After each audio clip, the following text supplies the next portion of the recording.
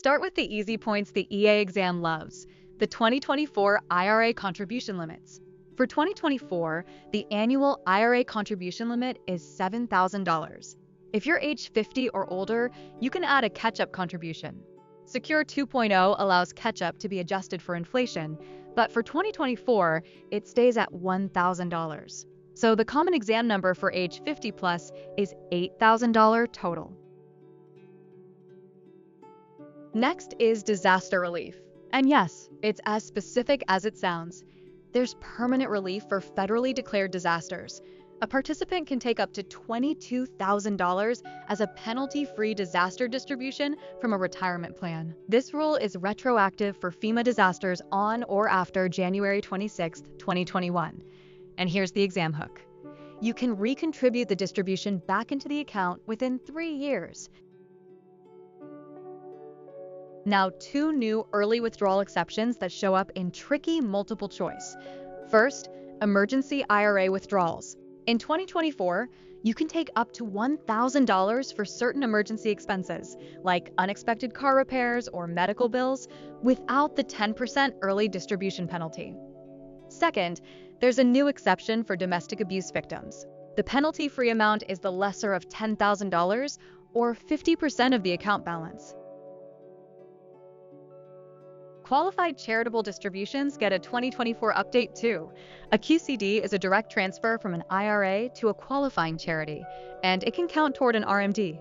The annual QCD limit is indexed, and for 2024 it increases to $105,000, up from $100,000. On the EA exam, watch for the trap. The recipient must be an eligible charity, generally a 501(c)(3) public charity, not a business league. One more 2024 rule that's easy to test. 529 to Roth transfers. Beginning in 2024, owners of 529 plans can transfer unused funds directly to a Roth IRA without federal tax and without the 10% penalty that normally hits non-qualified 529 withdrawals. For exam purposes, the key is recognizing the direction of the move. It's a direct transfer from a 529 plan into a Roth IRA. Quick exam strategy. When you see an IRA question, sort it into one of 4 buckets: contribution limits, distribution penalties and exceptions, RMD-related moves like QCDs, or special transfers like 529 to Roth. Then grab the tested number: $7,000, $1,000, $22,000, $1,000, $10,000 or 50%, and $105,000. Most wrong answers are just last year's limit or the wrong type of organization. Darius is age 76 and has a traditional IRA. He's required to take an RMD this year. Instead of taking the RMD, he wants to do a qualified charitable distribution to a charity. Which organization would not be a qualifying organization to receive a QCD? A church, a local chambers of commerce, Little League Baseball, or an animal rescue organization? Think about it. The correct answer is the local chambers of commerce. QCD recipients generally must be eligible 501(c)(3) public charities. A chamber of commerce is typically a 501(c)(6) business league, so it's not a qualifying QCD recipient. The tempting wrong choice is Little League Baseball because it sounds informal, but many youth sports groups are set up as qualifying charities. Diana is 80 years old, has a traditional IRA, and must take an RMD this year.